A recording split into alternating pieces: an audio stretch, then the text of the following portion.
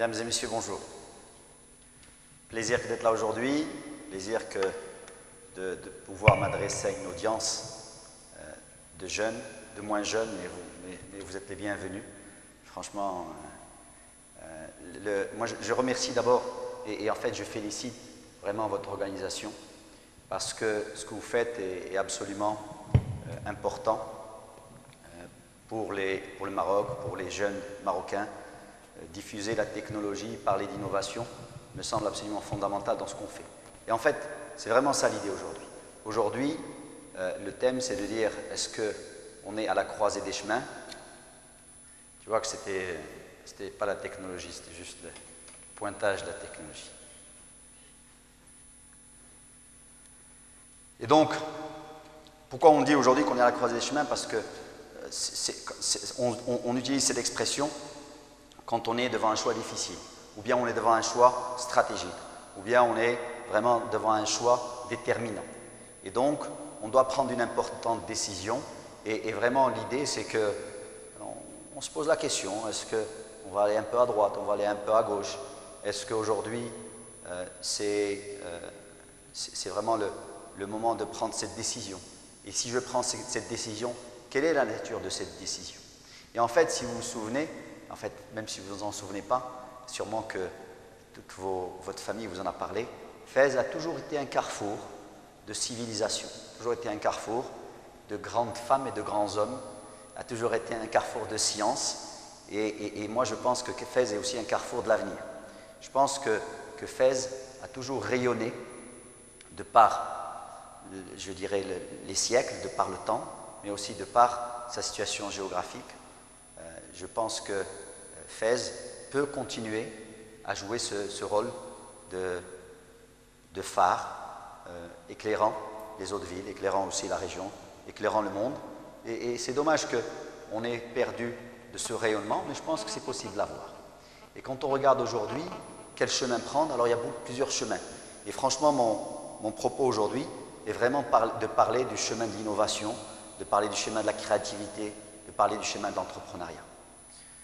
Fès a rayonné par, je dirais, on dit bien que c'est la capitale culturelle, la capitale religieuse, mais je pense aujourd'hui qu'elle peut demain être une capitale scientifique, qu'elle peut être vraiment une capitale de l'innovation. Et c'est un peu ce que vont s'évertuer à démontrer aujourd'hui, à développer les différents conférenciers, que je remercie aussi de leur présence. Alors quand on parle d'innovation, on parle de quoi?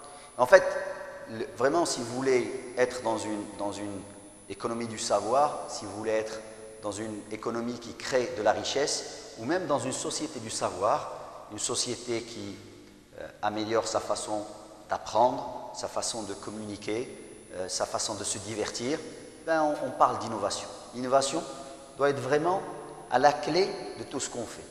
Quand vous prenez, souvent on dit, j'utilise ce terme, je dis on n'a pas besoin tous d'être des Michel-Angèle pour être des créatifs ou pour faire de l'innovation.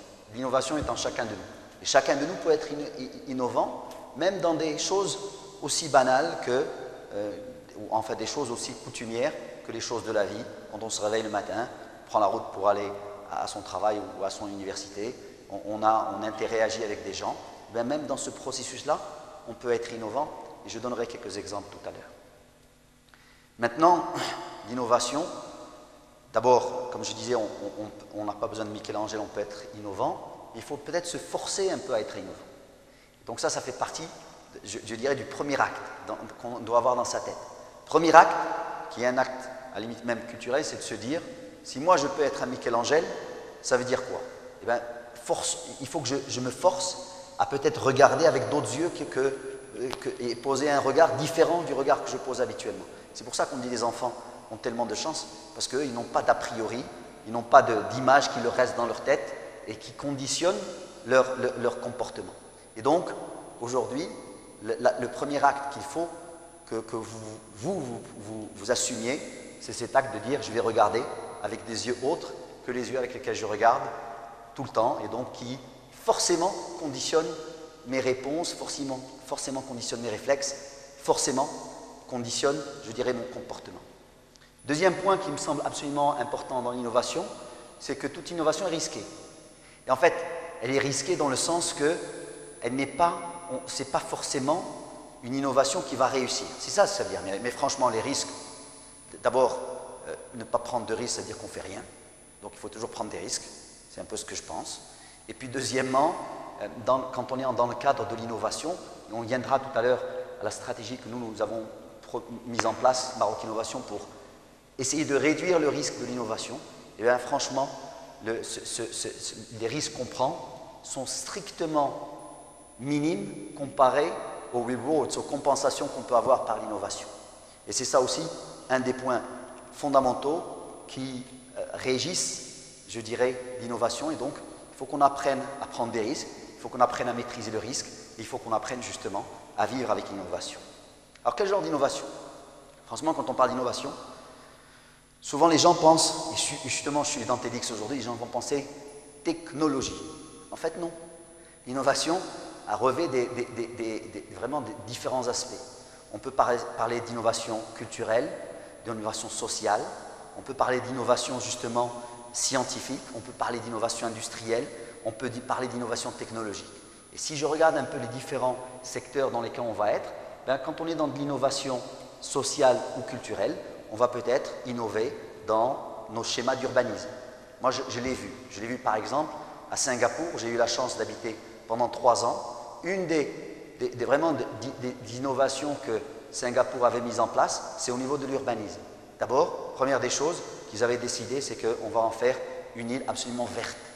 Et donc la première chose qui vous frappe quand vous descendez à l'aéroport et que vous allez en ville, c'est que vraiment c'est vraiment, j'allais dire un paradis sur terre, mais c'est vraiment un jardin où vous passez en voiture. Donc ça, c'est vraiment une décision très forte à l'époque et qui avait été ensuite suivie par la Malaisie et par d'autres pays. Donc ils se sont fait cette concurrence sur l'innovation urbanistique.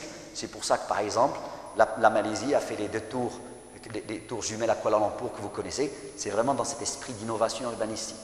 Un autre point qui me semble fondamental dans cette innovation urbanistique, et je pense que c'est bien d'en discuter, c'est que Singapour est un mélange de différentes races, il faut franchement en parler, différentes cultures, etc. Vous trouvez des Chinois, vous trouvez des Malais, vous trouvez des Indiens, et donc, vous trouvez des Occidentaux. Et donc, quand ils ont commencé à réfléchir sur l'innovation, ils se sont dit, urbanistique, ils se sont dit, nous allons assurer d'abord un logement à tout le monde.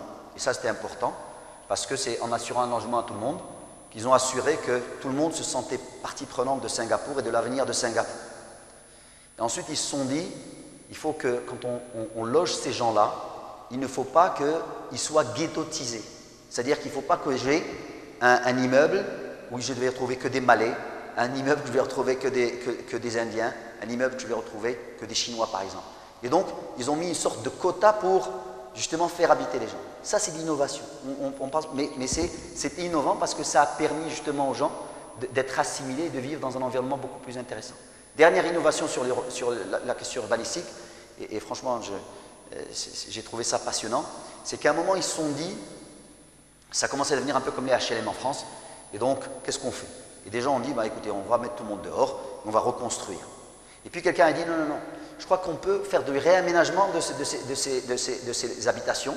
Et donc, ils ont réfléchi, ils ont innové dans la restructuration, dans l'embellissement de ces espaces de vie. Et ça a vraiment donné aujourd'hui des gens qui vivent en toute harmonie. Deuxième exemple et clairement que quand j'ai parlé de ces quotas dans ces immeubles-là, j'étais dans de l'intégration sociale aussi. D'accord? J'ai parlé d'urbanisme, mais aussi d'intégration sociale. Deuxième innovation, c'est vraiment tout ce qui est innovation scientifique, dans tout ce qui est médical, biotechnologie, agroalimentaire, pharmacie, biomédicale. Et franchement là, je crois que c'est assez clair pour l'audience, qu'est-ce qu'on peut faire dans ces innovations scientifiques. L'une je dirais, des choses qui me semblent absolument fondamentales, c'est tout ce qu'on retrouve aujourd'hui au niveau de la biologie moléculaire par exemple, avec des innovations extrêmement fortes, de nouvelles façons de guérir, je dirais, des maladies, des innovations au niveau, je dirais, biotechnologie et au niveau agro-industrie. Donc là aussi, vraiment des choses qui impactent la vie, je dirais, de millions d'habitants. Quand je regardais la dernière fois une émission où on avait cette entreprise qui avait pu mettre sous, je dirais, emballage aseptisé toute une nouvelle formulation alimentaire qui allait permettre de sauver des millions de vies dans les pays d'Afrique. Et donc ça, on est vraiment dans l'innovation. Alors bien sûr que cette innovation est poussée par le profit, mais ça n'empêche que ça demeure une innovation qui a un intérêt, je dirais, humanitaire. Innovation technologique, franchement, ça vous connaissez, c'est tout ce qu'on peut faire au niveau des télécoms, au niveau des logiciels, au niveau de l'électronique. C'est vraiment... Et quand on parle d'innovation technologique, on est aussi, si vous voulez, dans un nouveau modèle. D'accord ? Quand, je dirais, Apple, qui se distingue aujourd'hui d'une manière extraordinaire, invente l'iPhone, l'iPod, l'iPad, on est dans une nouvelle façon, d'accord, d'aller vers le consumers et donc de proposer une nouvelle proposition de valeur. Dernière, bien sûr, innovation, c'est au niveau de l'industrie. Et bien sûr, vous connaissez un peu tout mon souci de développer cette industrie ici au Maroc. Et je crois que innover au niveau de l'industrie peut être vraiment une façon de nous différencier aussi. Un des exemples que je trouve assez intéressant au niveau de l'industrie aujourd'hui, c'est dans le nouveau textile, dans ce qu'on appelle, si vous voulez, les nouveaux matériaux dans le textile. J'ai vu des exemples où vous avez des habits et derrière il y a du photovoltaïque qui est dans le corps de l'habit qui vous permet d'alimenter votre iPhone par exemple, pour revenir à mon iPhone. Mais franchement, il y a tellement d'autres choses qu'on peut faire au niveau de l'industrie, au niveau de l'innovation et avec des applications absolument pratiques. Alors, l'innovation est un processus. Et ce n'est pas, franchement, un événement. C'est-à-dire que quand on veut innover, il ne s'agit pas de se dire, ben voilà, je vais me réveiller le matin et je vais trouver un événement qui va changer. Alors, c'est pour ça que je parlais tout à l'heure en disant, la première des choses, c'est que vous devez vous forcer à être innovant. Maintenant, dans les grandes entreprises, le processus est entre guillemets géré. Le processus est administré. C'est-à-dire, je vais vous donner deux exemples différents. Vous prenez une société telle que Dell. La pire des choses qui puissent leur arriver pour eux, c'est que les gens soient innovants. Dell est dans l'opération, dans l'excellence opérationnelle. Ce qu'ils veulent, c'est, bien sûr, il y a des gens qui sont derrière, qui essayent de faire évoluer leurs processeurs, etc.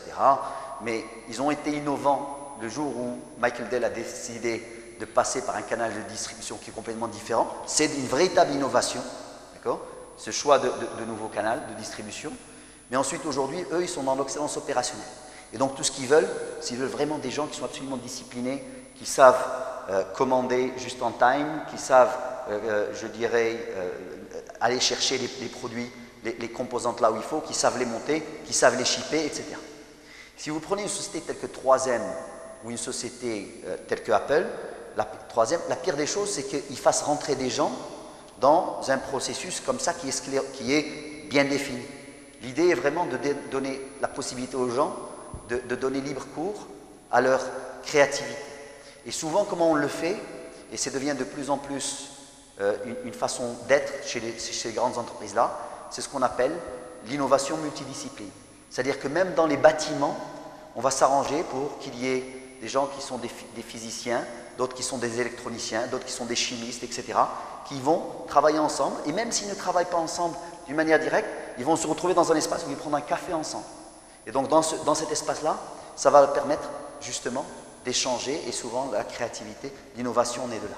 Et donc ça, c'est aussi absolument, ce qu'il faut retenir, c'est que ce processus-là, d'innovation devient un processus administré, voulu, je dirais encouragé dans ces grandes entreprises.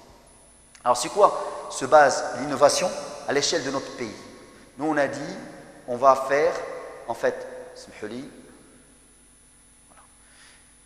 Ça se base sur 3 grands piliers. Le pilier infrastructure, le pilier investissement et l'investissement talent.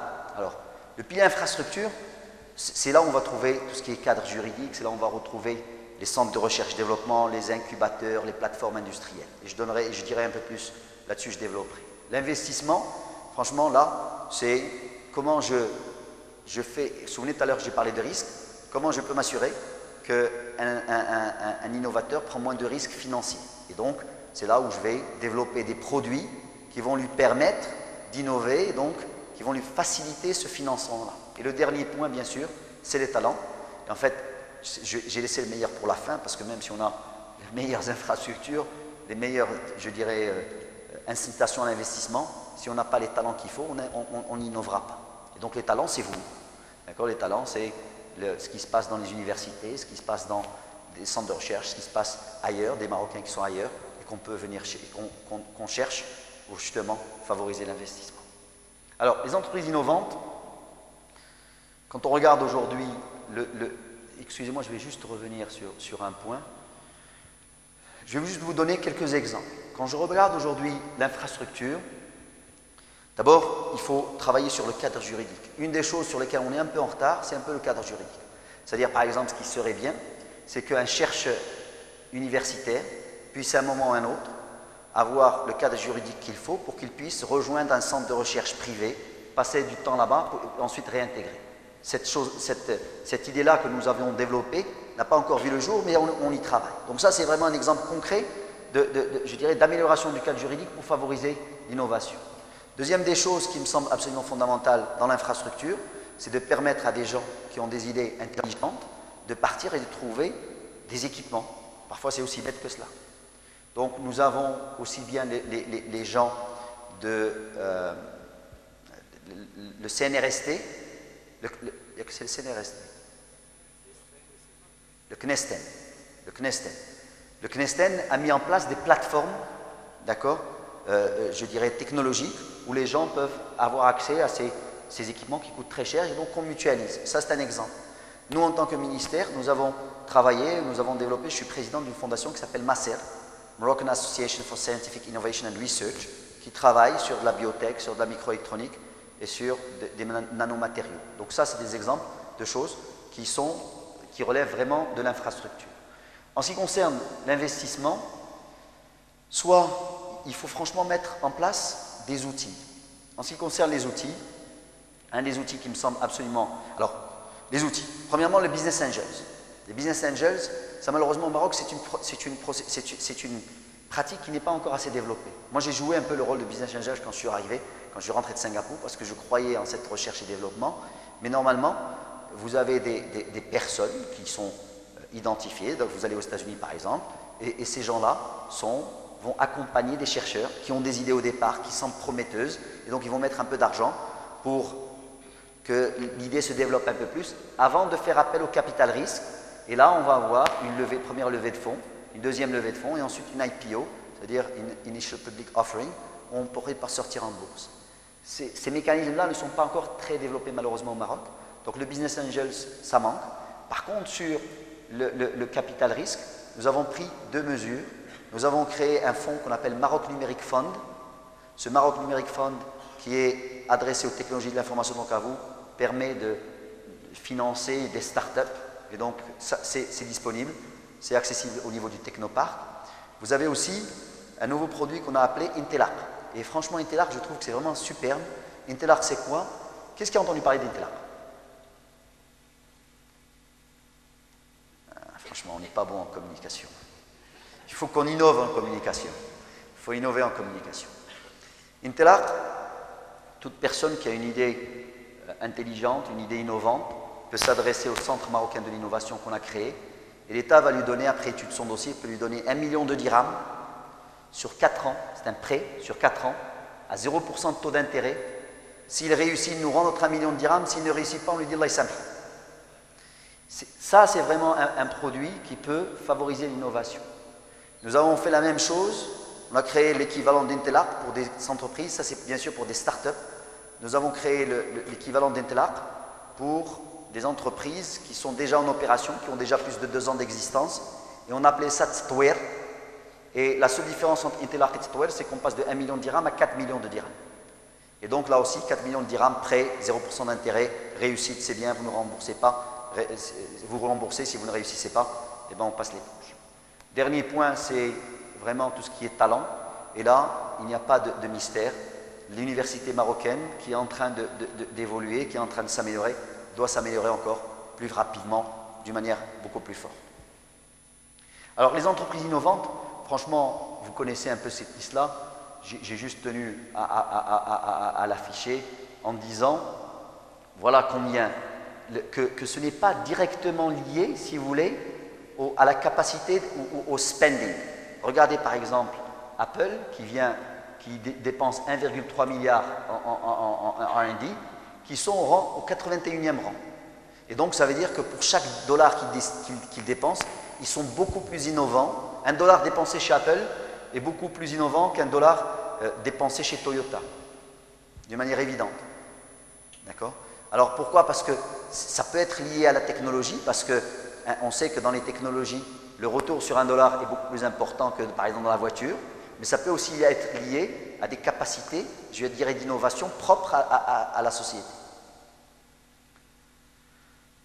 Alors, les pays innovants, et franchement, j'ai parlé de Singapour tout à l'heure, c'est vraiment un exemple. Alors, j'ai parlé, moi, d'innovation urbanistique. Croyez-moi qu'ils sont en train de faire des choses dans tout ce qui est dans tout ce qui est électronique, dans tout ce qui est semi-conducteur, dans ce qui est pharmacie. Ce qui est extraordinaire chez Singapour, c'est que en 1956, ils ont eu leur indépendance en 1956, comme nous. Et à l'époque, on voit cette photo qui est une photo extraordinaire d'un personnage qui était le Premier ministre, qui a présidé à la destinée de Singapour pendant des années, qui s'appelait Lee Kuan Yew, qui est en train avec un balai, de balayer Orchard Road, qui est la plus grande route, la plus grande avenue chez eux, c'est comme les Champs-Élysées. Et donc, c'était une opération propreté. Et donc, quand on regarde aujourd'hui Singapour, on se rend compte qu'ils ont fait un bond extraordinaire. Ils n'avaient pas de ressources, ils n'avaient rien, pas de ressources naturelles. Ils étaient dans un environnement extrêmement hostile, d'accord? Mais c'est franchement grâce aux hommes et aux femmes de Singapour, et bien sûr à cette vision qu'avait Lee Kuan Yew, que Singapour est aujourd'hui ce qu'elle est aujourd'hui. Et en fait, à chaque fois, ils ont eu ces différentes vagues. Ils se sont dit, nous allons... Alors, un exemple, franchement, moi, quand la langue s'est posée, eux, il y avait, comme je vous l'ai dit, il y a des gens qui parlent malais, des gens qui parlent indien, des gens qui parlent chinois, et les chinois, il n'y a pas qu'une seule, je dirais, dialecte chinois. Lui, il a dit, on va avoir plusieurs langues maternelles, mais une seule langue nationale.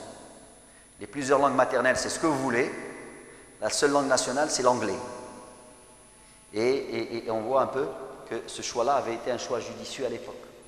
Ce qu'ils ont fait aussi, c'est qu'ils ont suivi les vagues. Quand la vague des semi-conducteurs était là, ils ont vraiment beaucoup travaillé avec les gens d'HP, avec autres, pour qu'ils s'installent. Quand la vague des biotech est venue, ils ont créé une nouvelle cité qu'ils ont appelée Biomedical City, ou je ne me souviens plus exactement comment ils l'ont appelée, ce qui fait que les gens sont venus, donc ils ont vraiment, je dirais, pu surfer ces différentes vagues. Juste deux anecdotes.